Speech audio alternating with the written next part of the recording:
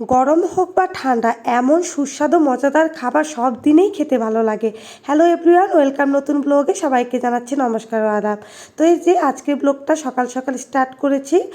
রাতে আলুর তরকারি ছিল আর এখানে লাচ্চা সিমাই রান্না করে নিয়েছি। আর অনেক দিন ধরে পরোটা খাওয়া হয় না, তো ভাবলাম দুটো পরোটা করে নিই। আর এখানে দুধ চা করে নিয়েছি। তো আজকাল হচ্ছে মেয়েও পরোটা খেতে চায় না, লুচি খেতে চায় না, শুধু আমার জন্য দুটা পরোটা ভেজে নিয়েছি। দুটাই ভেজেছি, আর লুচি করলেও আমার জন্য তিনটা লুচি ভাজি, মানে আমি যতটুকু খাবো।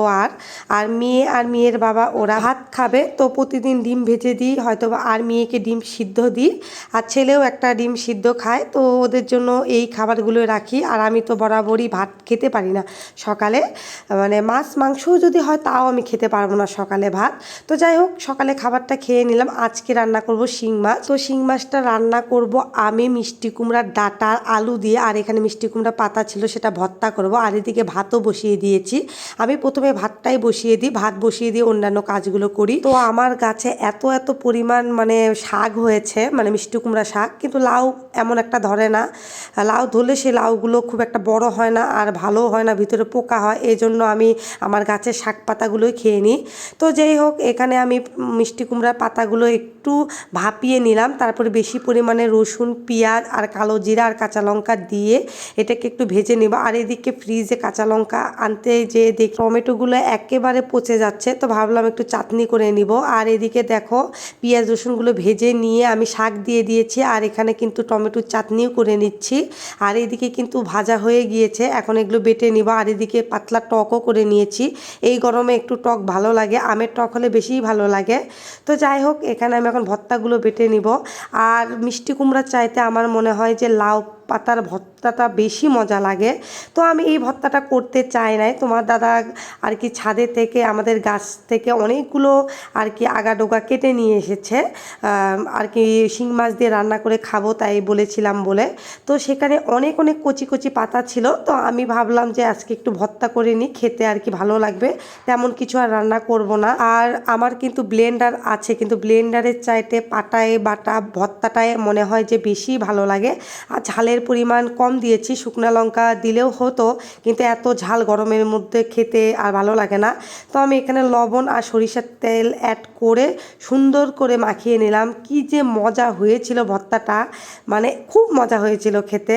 আর এখন আমি শিং মাছের ঝোল রান্না করব। তো শিং মাছটা কিন্তু আমি খুব একটা ফ্রেশ করে আর কি পরিষ্কার করতে পারিনি, মানে একদম সাদা ফটফটে হয়, অনেকেই দেখি এরকম করে পরিষ্কার করে, কিন্তু এই মাছটা কাটতে যে আমার যে অবস্থা হয়েছিল, মানে আমি যখন মাছটা কাটতে যাই তখন তো কিছুক্ষণ ফ্রিজে রেখে দিয়েছিলাম, অনেক নড়াচড়া জ্যান্ত মাছ ছিল। তো যখন মাছগুলো একটু মরে গিয়েছে তখন আমি কাটতে বসি, আর কাটতে কাটতে দেখি মাছের যে পিঠ আছে সেই পিঠ পুরোটা আমার একদম চোখে যে আর কি পড়ে, পুরো চোখ নীল হয়ে গিয়েছিল, পুরো চোখ মানে এমন ব্যথা, মানে আমি চোখেই দেখতে পাচ্ছিলাম না, এত কষ্ট। মানে অর্ধেক মাছ কেটে আর অর্ধেক মাছ কাটতেই পারি নাই, ওইভাবেই ফ্রিজে রেখে দিয়েছিলাম। তো যাই হোক, কি বলবো, দুঃখের কথা, মানে কপালে যেটা লেখা থাকবে সেটাই তো হবে, তাই না? তো এই মাছ কাটতে যে মানে অসুবিধায় পড়েছিলাম। তো এই যে দেখো, আগাডোগা দিয়ে আলু টালু ভেজে একদম পেঁয়াজ দিয়ে টমেটো দিয়ে সুন্দর একটা পাতলা ঝোল রান্না করে নিলাম। আর এই মিষ্টি কুমড়ার ডাঁটাগুলো চাবাতে যে কি মজা লাগে। তো এখন দুপুরে খাবার খেয়ে নিব, সবুজ সবুজ ভর্তা, সাথে গরম গরম ভাত। আর ভাতটা যেহেতু রাইস কুকারে থাকে অনেকক্ষণ পর্যন্ত গরম থাকে, আর গরমের দিনে গরম ভাত ভালো লাগে না খেতে, তবু হচ্ছে গরম ভাত ছাড়া ভর্তা কিন্তু মজা লাগে না। আর শিং মাছটা খুবই টেস্টি ছিল। আমাদের বাসার নিচে যে সবজি দোকানটা আছে, সে দোকানদার ভাই কিছুদিন যাবৎ দেখছি যে মাছও আনতেছে, এক প্রকার দুই প্রকার করে, তো সেখান থেকে আনা হয়। মিষ্টি কুমড়ার ডাঁটার ঝোলটা খুবই মজা হয়েছিল, এবার নিরামিষ করেও রান্না করা যায়। আর শেষে ছিল চাটনি। তো দেখো, এখন হচ্ছে 3:30 4টার মতো বাজতেছে। আম এনেছিল তোমাদের দাদা, তো আমি আমের চাটনি না করে আম মাখা খাবো, অনেক দিন ধরে আম মাখা খেতে ইচ্ছা করছিল। তো এত মজা ছিল, কাসুন্দি আর পোড়া মরিচ দিয়ে মাখা আনা হয়েছিল, খুবই মজা লাগছিল। আর এরকম যখন প্রথম প্রথম আম বের হয় খুব মজা লাগে, আর আমগুলো অনেক টাটকা ছিল, আর এত টক ছিল, ভীষণ টক ছিল। আর কেমন জানি আগে যখন আমি ছোট ছিলাম, মানে আমার মেয়ের মতো, তখন এত পরিমাণ টক খেতাম, আর ইদানিং এত টক খেতে পারি না। তাই মেয়েকে দেখে আমি ভাবছিলাম মেয়ে এত কেমন করে টক খেতে পারে। তো মেয়ের টক খাওয়া দেখে আমার সেই ছোটোবেলার কথা মনে পড়ে গেল। আর এটা অনেকটাই পরে 8টার মতো বাজে, মেয়েকে নিয়ে তোমার দাদা একটু মার্কেটে গিয়েছিল মেয়ের স্কুলে জুতো কেনার জন্য। ওর জুতোটা ছোট হয়ে গিয়েছিল, আগের যখন ক্লাস কেজিতে পড়তো তখনকার জুতা, তো বড় জুতা কিনে নিয়ে এসেছে।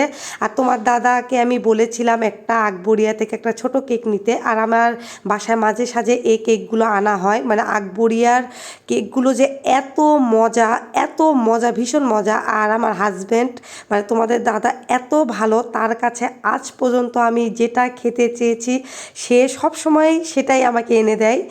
Thank you my dear husband.